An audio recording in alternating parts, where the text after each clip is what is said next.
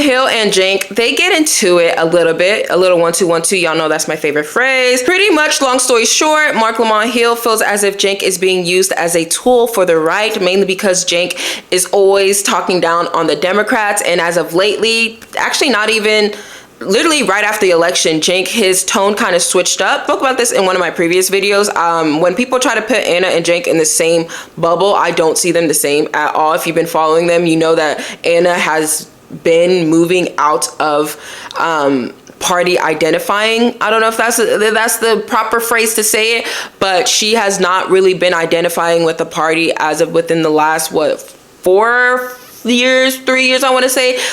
She's one of those people where it seems like you have to ask her, what are your thoughts on this policy? And she'll tell you her thoughts. I don't think that she's a Democrat. I don't think she's a Republican. I don't think she's a progressive. I think it's just her. Cenk, on the other hand, Cenk was calling Donald Trump Hitler. He was definitely calling Donald Trump Hitler. He called him a white supremacist. He was one of those main people in the media that was calling him every name in the book.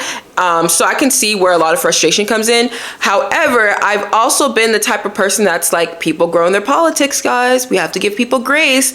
But let's not be naive.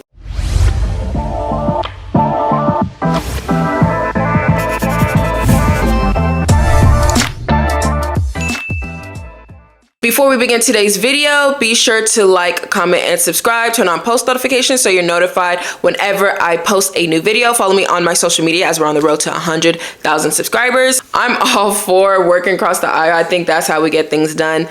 But I will say Marc really does raise some solid points here during the conversation. So we're not going to watch the whole thing. We're going to watch certain clips and get started. Would I be hyperbolic to say half the people in that room at that event believe that white people are superior? Oh, dang. Yeah, it's not a great way of framing it, Marc. How about 25%? Yeah, I understand what you're saying, but since they don't consciously think that, they're going to be repelled by you saying that. And I don't care about them. I don't care. I don't care about them being repelled. I guess what I struggle with is, if you're a white supremacist if you are a white supremacist in this country, that's your tribe. That's where you go. You don't go anywhere else. Everybody in that room is not a white supremacist, but every white supremacist is probably in that part, is in that room, if you get metaphorically speaking. You know, that is home for them. That is a safe space for them. Charlie Kirk, who's someone you shared the stage with, would you agree that Charlie Kirk is a white supremacist? I would certainly agree that he has said very harmful things about... no, but let's not do the mainstream media thing. Do you believe he's a white supremacist? No. Tell me why. Because they think you mean that they go home and put on a hood and look... Yeah, but I'm not asking you if Charlie Kirk meets his own definition of white supremacy. You just very articulately laid out what a white supremacist actually is. And based on what a white supremacist actually is, do you think he's a white supremacist? I don't think it's helpful to use that word. I'm not going to use that phrase. He used it before, though. We need to get past that kind of phrasing, because that just puts up a giant wall between us. Between us and the white supremacist. Yeah, but Marc, here, let me give you an example. Again, using my own identity, and this time very real, right? So I can go into a room, and they can mispronounce my name. I'd say racist, okay?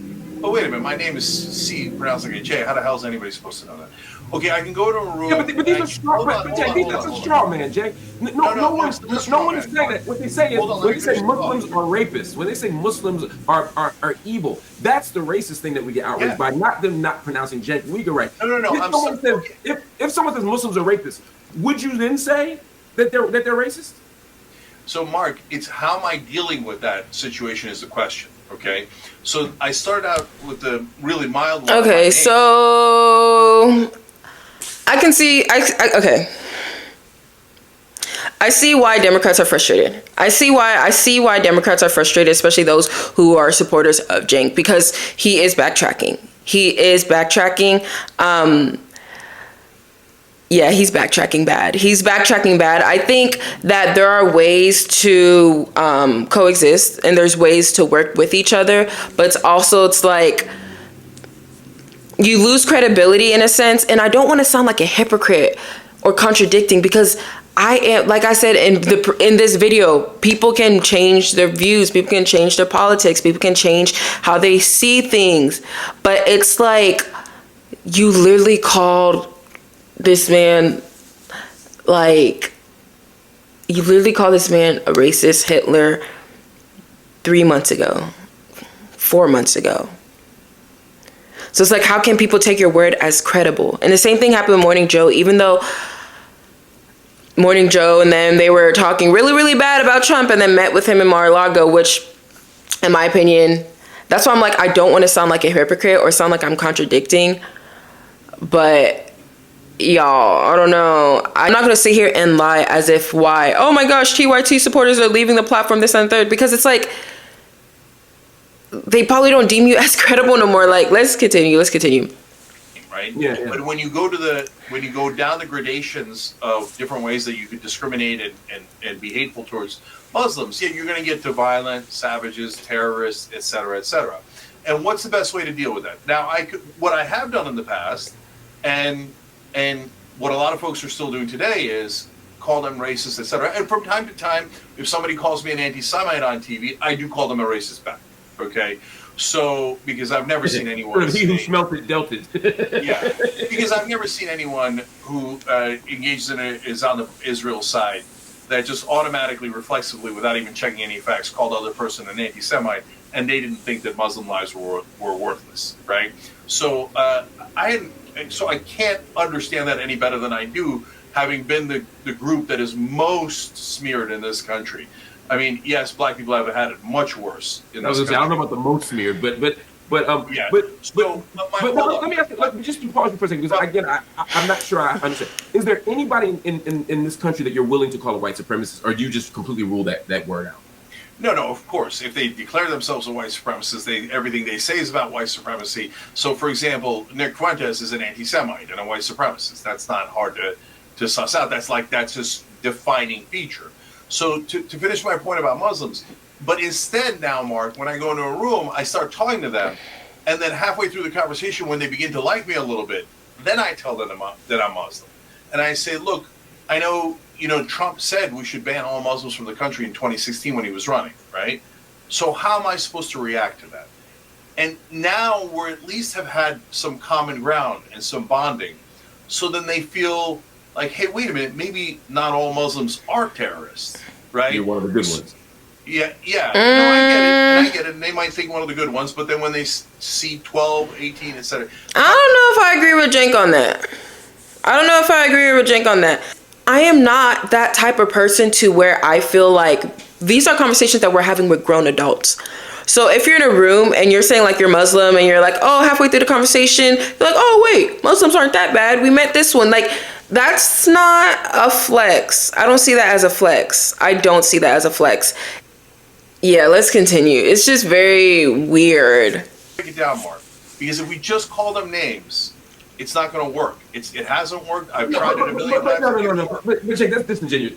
Calling someone who's white supremacist or Islamophobic, that thing, to reduce that to name calling is unfair to the person who's being harmed. No, I'm not saying it's okay. Calling. That part I do agree. The calling names, I think that we oversaturate a lot of these words as in homophobic, racist, anti-Semite, transphobic, Islamophobic. Like, I think we have oversaturated these words so much so it's like anytime someone disagrees, it's like, you're this, you're that, you're this. So I understand where Cenk is coming from that standpoint. Mark saying that, calling someone a name doesn't take away from the fact of, like, let's say that person on the other receiving end really experienced racism, whatnot. So, like, I get that, but also you have to admit, we live in a culture where people are, oh no, look at my TV. I always have to have like the fireplace going. It gives my house a mood. Anyways, but we have to honestly admit, we have to sit in our truth and understand, like, this is a culture where people just throw names and don't even know the meaning at this point. They're just oversaturating. You disagree with them, they're going to call you a name. Like, literally. So I don't think that the name calling gets as far. And that's on both ends. That's on both sides of the table, because it's not only Democrats who do it.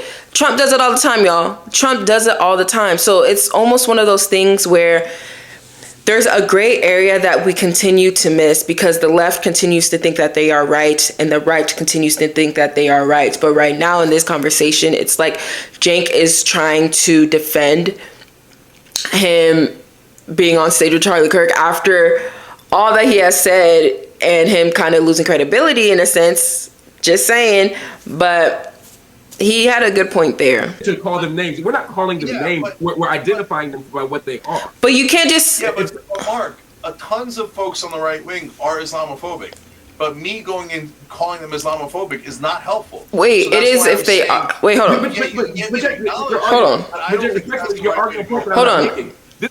If you say that people on the right is Islamophobic, and like let's say they actually are Islamophobic, you actually need to call them Islamophobic because if that's what they are, right and left. But if you're talking to someone and they disagree with a policy that benefits Muslims, I don't think that that's a fair... I don't think that's your chance to say, oh, you're Islamophobic because we disagree on a policy that could benefit Muslims. That's where that's where I'm coming from. Just because someone is against a certain policy or just because you disagree with someone, that doesn't automatically make them A, B, and C. Like, what makes someone A, B, and C is whenever they actually fit the characteristics and the criteria within that name, if that makes sense. This is now that I'm talking out loud and saying this out loud, this is very complex. I've never suggested in this conversation that we should be going into rooms and calling these people what they are.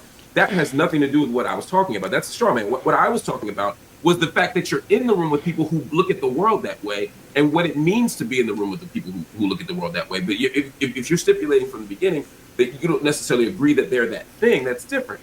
I'm not talking about how they self-identify. I'm not even talking about whether we point in the room and say, hey, white supremacist over there. Hey, sexist over there. Hey, transphobe over here. I'm not saying we got to do any of that. With people whose ideologies and beliefs are consistent with white supremacy, with Islamophobia, with anti-Semitism, etc., we have to at least question what the possibility is of reaching a political alliance if at the core they don't think we're okay, I see what Marc is saying. Same thing. I see what Marc is saying. And so if we only focus on the tactic of how to engage a white supremacist, we lose sight of the fact that they're still white supremacists and that they don't want the same things we want, regardless of what they say. Now, Marc, this is a core. Okay, let me continue and then I'm gonna pause it. So if there's a room full of Islamophobes, I'm not going to, A, not go in there, and B, I'm not going to call them Islamophobes. I'm going to go in there, and I'm going to start to change minds very gradually, okay? And so I think that's a way better strategy. And yes, it endangers me maybe to go into a room filled with Islamophobes, but I'm going to do it again and again and again, okay? And so it, like, even you saying, okay, half the room is white supremacists, but Marc, so you're saying they believe in systemic, like they are part of a system that executes racism in the country. Yes, but we all kind of are. But so calling all Americans white supremacists not helpful. But again, Jake, you're holding on to a point that I'm not making. You keep debating the argument. Okay, they're talking in circles now. Call them white supremacists. Let me stipulate again. I'm not making the case about whether or not we should call them white supremacists. We don't have to engage that part. You're calling them internally white supremacists and saying, why are you going into a room with white supremacists? That's the second straw man. My debate isn't whether or not we go in the room. It's how we go in the room, what rooms we go in, and what we do and what we say about the people in that room when we're in the room. Okay, great. Let's have that conversation. Right. So you went on stage with Charlie Kirk, for example, who, just to use your description of him, says, not white. We're not going to use the white supremacist language, because for the purpose of this conversation, it's not that helpful. But certainly he consistently advocates positions that certainly strengthen white supremacy. He certainly advocates positions that strengthen anti-black racism. He certainly advocates positions that advance Islamophobia, that push against women's reproductive rights, just based on the things that he has said and done. Would you agree with everything I just said? Largely. Okay. So you're on a stage. Jake needs to stand 10 toes down. Yeah. Can you see at least how you being on a stage like that could make someone who trusts you because of all the great work you've done believe that he's not so bad? And maybe the positions he's taking are legitimate ones? Could you at least see how being in the room with him without offering any substantive critique of him in that space could be problematic? But wait a minute, I defended left-wing positions, so I don't accept your premise. I said a substantive critique of his behavior, what he's doing. I didn't say you didn't have a critique of it, right. I disagreed with him on trans housing, so again, I don't accept the premise. But okay, so let me restate it because I don't want to operate disingenuously. Can you see how it could be problematic to someone? Or let me say it differently. Could you see the problem? Can you see any potential problems in standing on a stage with someone who has such positions that are so antithetical, not just to yours, but to the interests of the most vulnerable people in this country? Could you see how you might actually legitimize him in a way that's dangerous to our side, not to the country, but to the people who are confused, to the people in the middle, to the people who are still trying to figure it out, or to the people on the left who are vulnerable, who are susceptible to a switch? Yeah. So there's two parts to that question. So on the one part, can I see it? Yes. I can see why people think that, and I'll end on top of it, Mark, that not only are they worried, hey, is this legitimizing him? You're in the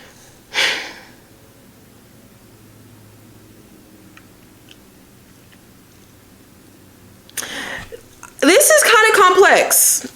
Depending on how you look at it, this can be viewed as kind of complex. And I say that because Mark is making good points, because it's like he's coming from a position of saying how your credibility is shot. Your credibility is shot because you're kickling and cackling with someone that you pretty much called a white supremacist. But Cenk is saying from a position of, I may have called him this, I may have called him that. I'm not going to use those words no more. However, I'm not going to not be in rooms with people who disagree with me. I'm not going to not be in rooms with people who have said A, B, and C in the past, because at the end of the day, Trump is still president. We have to work with these people whether we like it or not. Those are the two positions that I'm getting at.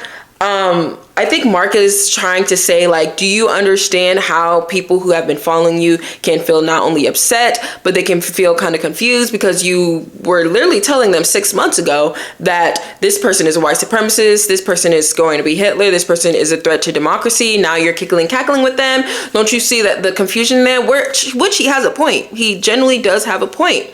This is why I was saying in the beginning of the video, you have to be careful which rooms you step in, because you can, like, for example, you can sit in a room, I can interview someone who I disagree with, and I'll have back and forth, and we'll find common ground, whatever the case may be. You have to ask yourself, what are you gaining from being in this room? What are you gaining from having this conversation? I think that's the main thing when it comes to working across the aisle from both sides of the table. It's like, what am I gaining from this? Or what are we as a people gaining? But let me know your thoughts on the comments down below. Be sure to like, comment, and subscribe. Turn on post notifications so you're notified whenever I post a new video. Follow me on my social media because we're on the road to 100,000 subscribers and we can do all things through Christ who strengthens us. Can I get an amen?